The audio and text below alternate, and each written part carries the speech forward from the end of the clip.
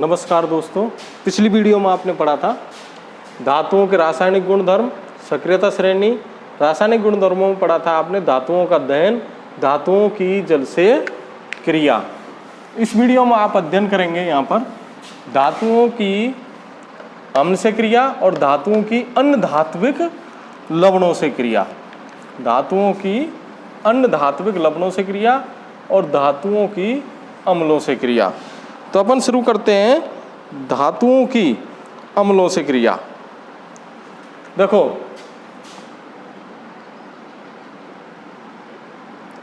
धातुओं की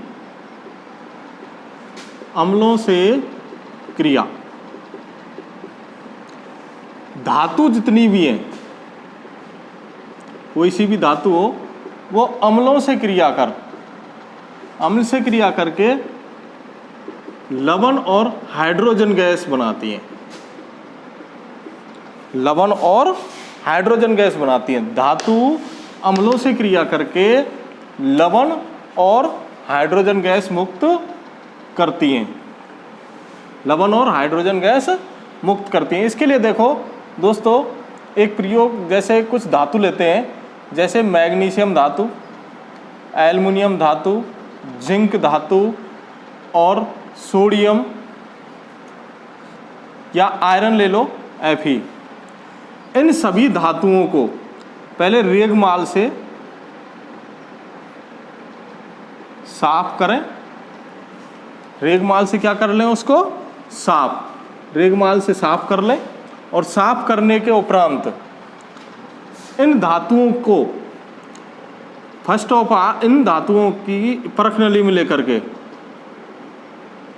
परख नली में लेकर एक एक धातु को, जैसे मान लेते हैं परख नली में मैंने इसमें मैग्नीशियम धातु ली। कौन सी धातु ली? Magnesium, Mg। और परख नली नंबर ये 1 2 3 4, 1 नंबर। 2 नंबर पे हम धातु लेंगे एल्युमिनियम, और इसे भी परख नली में लेंगे। एल्युमिनियम धातु ली, परख नली में ले ली। तीसरे नंबर पे हम मान लेते हैं यहाँ पर जिंक धातु ली, Zn। और चौथे नंबर पे मान लेते हैं हमने आयरन, Fe धातु ली। 4 परख नलियों में ये 4 धातु ले ली। प्रत्येक परख नली में हाइड्रोक्लोरिक अम्ल, कौन सा अम्ल? हाइड्रोक्लोरिक अम्ल, इनमें डाल दिया। HCl अम्ल, हाइड्रोक्लोरिक अम्ल, HCl अम्ल। जैसे इनमें हमने हाइड्रोक्लोरिक अम्ल डाला तो Mg हाइड्रोक्लोरिक अम्ल से क्रिया कर MgCl2। यहाँ पर पहली कंडीशन में MgCl2 plus H2 hydrogen gas मुक्त करेगा। दूसरी कंडीशन में हम यहाँ पर देखेंगे, दूसरी कंडीशन इधर लिखते हैं। दूसरी कंडीशन में हमने कौन सी धातु ली? एल्युमिनियम, HCl, और यहाँ पर बना AlCl3 प्लस H2। इसको संतुलित कर सकते हो आप। यहाँ पर 3 दूनी 6, और यहाँ पर आप कर दो 2, तो यहाँ पर संतुलित हो जाएगी। 2 3 दूनी 6 और 3 दूनी 6। तो कौन सी गैस मुक्त हुई? हाइड्रोजन। तीसरी कंडीशन में हमने कौन सी धातु ली? Zn की HCl से क्रिया कराएंगे तो हम यहाँ पर पाएंगे ZnCl2 प्लस H2 गैस। इसके बाद में चौथी कंडीशन में हमने जो धातु ली वो है Fe plus HCl, FeCl3 plus H2। वही कंडीशन यहाँ पर होगी।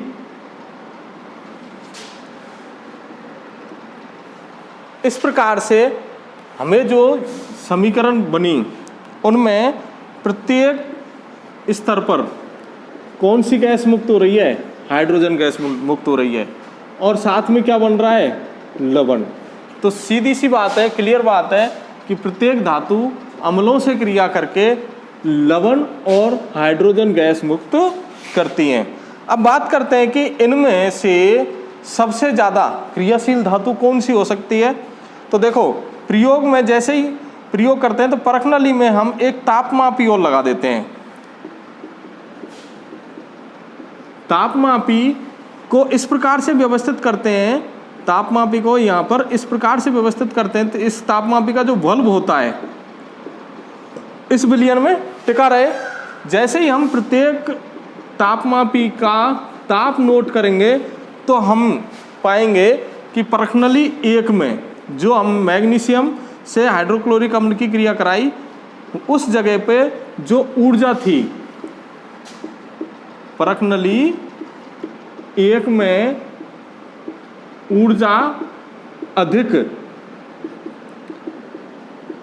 मुक्त होती है।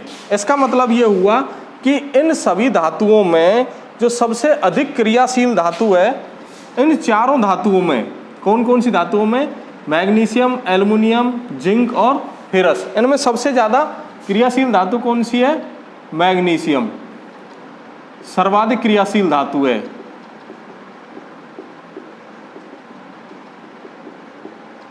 सर्वाधिक क्रियाशील धातु कौन सी है? मैग्नीशियम। दोस्तों, अगर आपसे क्वेश्चन पूछा जाए कि निम्न धातुओं में से सर्वाधिक क्रियाशील धातु कौन सी होगी? मैग्नीशियम। अगर इनका अक्रियाशीलता का क्रम भी देखें तो कल मैंने आपको पढ़ाया था सक्रियता श्रेणी। सक्रियता श्रेणी में मैग्नीशियम इस प्रकार का क्रम प्राप्त हुआ मुझे। तो सबसे ज़्यादा क्रियाशील, इसको ऐसे भी लिख सकते हैं Al, Zn और Fe। इसका मतलब सबसे ज़्यादा क्रियाशील मैग्नीशियम, उसके बाद में एल्युमिनियम, फिर उसके बाद में जिंक और उसके बाद में फेरस या आयरन। तो इस प्रकार से इनका क्रियाशीलता का क्रम है। क्वेश्चन आपसे पूछ सकता है कि जैसे कोई धातु दे दे, मैग्नीशियम दे दे, एक Zn दे दे, एक Fe दे दे, एक Cu दे दे, एक हाइड्रोजन दे दे, एक Pb दे दे, और आपसे पूछे कि इन निम्न धातुओं में से या निम्न तत्वों में से सबसे कम क्रियाशील धातु कौन सी है, तो आप क्या कहेंगे? इनमें से जो सबसे कम क्रियाशील होगी वो यहाँ पर हाइड्रोजन होगी, और सबसे ज़्यादा क्रियाशील कौन सी होगी? मैग्नीशियम होगी। अगर इनका क्रम भी जमवाए तो आप इनको सक्रियता श्रेणी को देख करके आसानी से इनका क्रम जमा सकते हैं। आगे बात करते हैं कि कुछ धातु ऐसी होती हैं जो नाइट्रिक अम्ल से क्रिया नहीं कर पाती। कुछ धातु ऐसी होती हैं जो नाइट्रिक अम्ल HNO3, इसका नाम है नाइट्रिक अम्ल। नाइट्रिक अम्ल, धातु नाइट्रिक अम्ल से क्रिया कर, धातु नाइट्रिक अम्ल HNO3 से क्रिया कर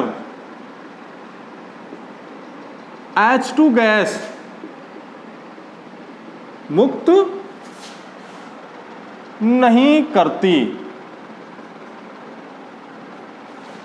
क्यों? देखो दोस्तों, नाइट्रिक अम्ल, जो नाइट्रिक अम्ल होता है ना, नाइट्रिक अम्ल HNO3, ये नाइट्रिक अम्ल है, ये एक प्रबल ऑक्सीकारी है।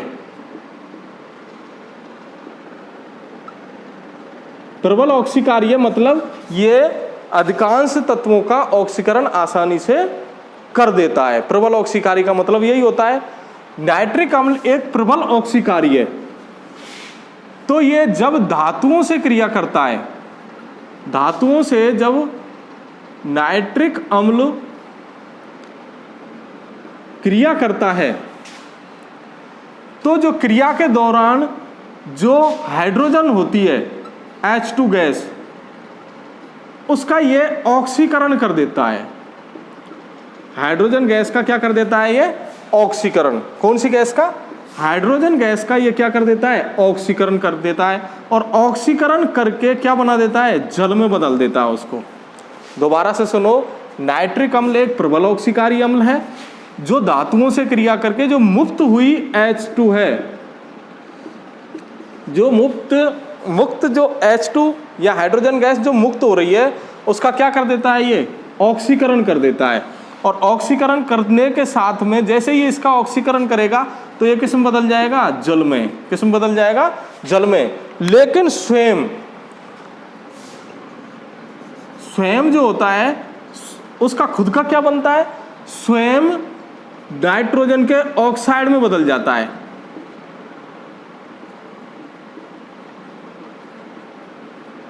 नाइट्रोजन के ऑक्साइड कौन कौन से हैं? नाइट्रोजन के ऑक्साइड हो सकते हैं N2O, NO या NO2। इन ऑक्साइडों में खुद चेंज हो जाता है, खुद बदल जाता है। दोबारा से सुनिए, धातु नाइट्रिक अम्ल से क्रिया करके हाइड्रोजन गैस मुक्त नहीं करती। क्यों नहीं करती?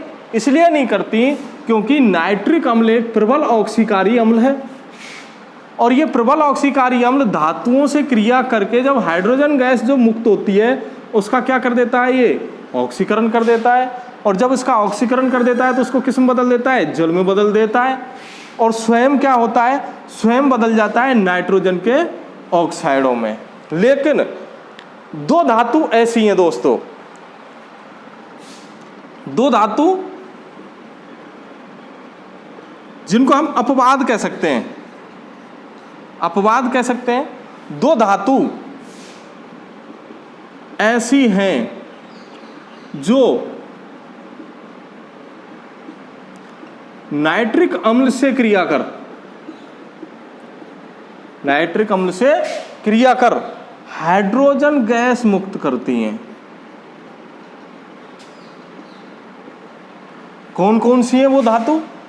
देखो, वो दो धातु हैं, एक तो है मैग्नीशियम और एक है मैग्नीज, Mn।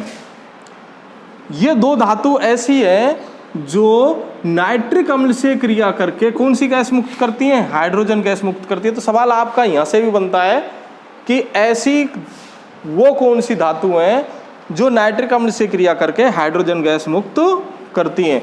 तो आपका उत्तर आएगा मैग्नीशियम और मैग्नीज। दो ऐसी धातु हैं जो हाइड्रोजन मुक्त करती हैं नाइट्रिक अम्ल से क्रिया करके। अब दोस्तों इसी में एक पॉइंट और आता है, एक्वारेजिया। एक्वारेजिया क्या है?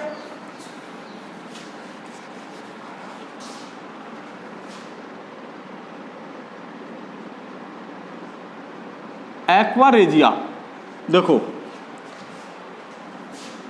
हाइड्रोक्लोरिक अम्ल, इसका नाम है हाइड्रोक्लोरिक अम्ल। और एक मैंने अभी पढ़ाया था नाइट्रिक अम्ल।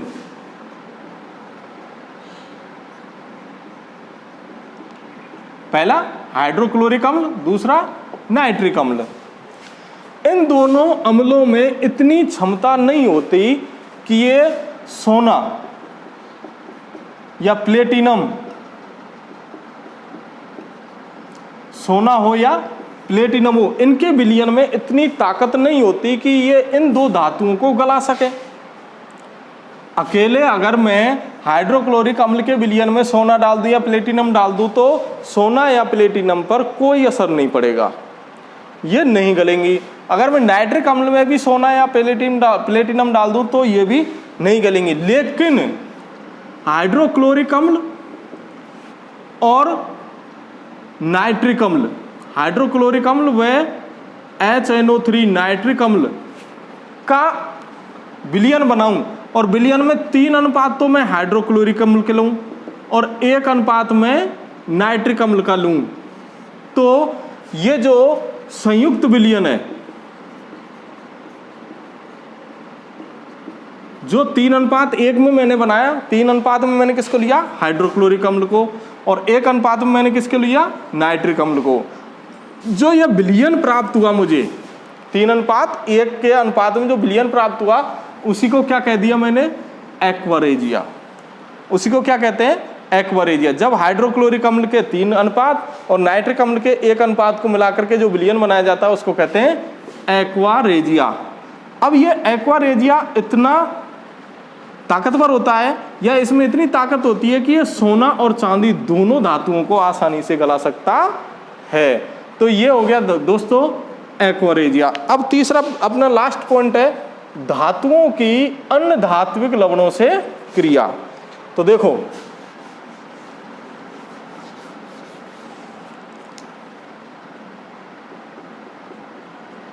धातुओं की अन्य धात्विक लवणों से क्रिया, अन्य धात्विक लवणों से क्रिया। तो धातुओं की अन्य धात्विक लवणों से क्रिया कैसे होती है, इसके लिए एक एक्सपेरिमेंट करते हैं, एक प्रयोग करते हैं कि मान लेते हैं कि एक पात्र है, एक पात्र, इस पात्र में मैंने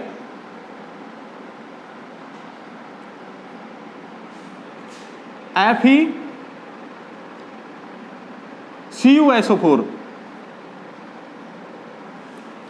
का विलयन भरा हुआ है। इसका रंग है नीला। कैसा रंग है, नीला। पहली कंडीशन में इसमें मैंने Fe लोहे की कील डाल दी। एक कील है लोहे की जिसे Fe आयरन बोलते हैं, लोहे की कील डाल दी। दूसरी कंडीशन में मैंने दोस्तों यहां पर देखो, दूसरी कंडीशन में मैंने एक पात्र और लिया, एक पात्र और लिया और उसमें मैंने विलयन भर दिया FeSO4 का फेरस सल्फेट, और इसमें मैंने एक कील डाल दी कॉपर की, Cu की, कॉपर की कील डाल दी। अब मैंने जब इसको प्रयोग को कुछ समय बाद देखा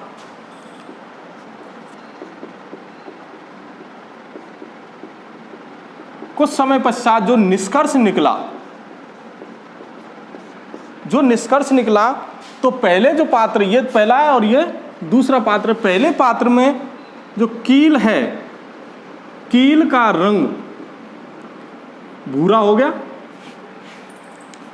और पात्र में जो नीले रंग का CuSO4 भरा हुआ था उसका रंग हो गया हरा। कैसा रंग हो गया, हरा रंग हो गया। जबकि दूसरी कंडीशन में यहां देखा मैंने कि कील का जो कॉपर की कील है, यहां पर किसकी कील थी, ये Fe की, यहां पर जो कॉपर की कील है उसका रंग नहीं बदला, FeSO4 का रंग नहीं बदला। इसका मतलब क्या हुआ, देखो दोस्तों, कुछ धातु ऐसी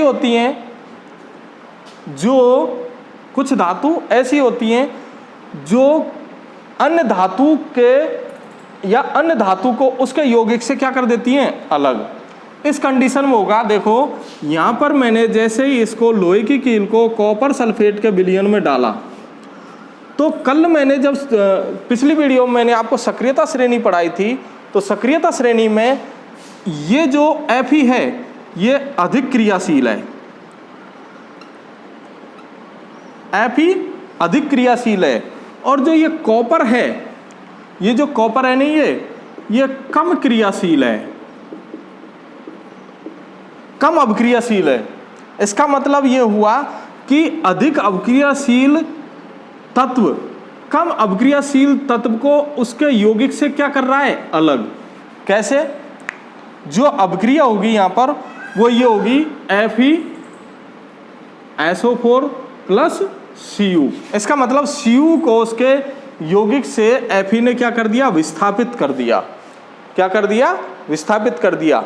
तो यहां पर जब धातु अन्य धातुओं से क्रिया करती हैं तो इसमें अधिक क्रियाशील, यहां पर लिख सकते हैं अपन, अधिक क्रियाशील धातु कम क्रियाशील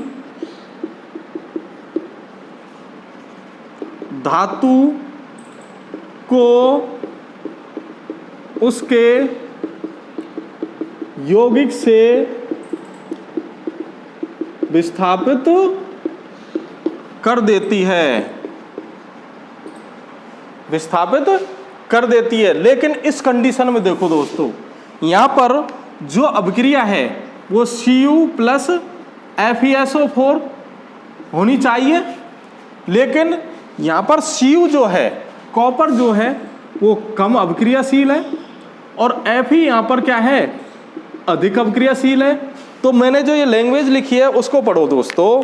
यहाँ पे मैंने जो लैंग्वेज लिखी है वो अधिक क्रियाशील धातु कम क्रियाशील धातु को उसके यौगिक से अधिक करती है, मतलब अधिक क्रियाशील धातु कम अभिक्रियाशील धातु को उसके यौगिक से क्या करती है, विस्थापित करती है। जबकि यहाँ पर कंडीशन अलग है। कॉपर में इतनी ताकत नहीं होती कि ये Fe को उसके यौगिक से अलग कर दे, तो ये अभिक्रिया संपन्न नहीं होती है। तो इसी आधार पर तत्वों की क्रियाशीलता दर्शाई जाती है। दोस्तों आज का टॉपिक अपना यहीं ख़त्म होता है। अगर मेरा टॉपिक या मेरी वीडियो अच्छी लगी हो तो सब्सक्राइब, लाइक एवं शेयर करना ना भूलें। धन्यवाद।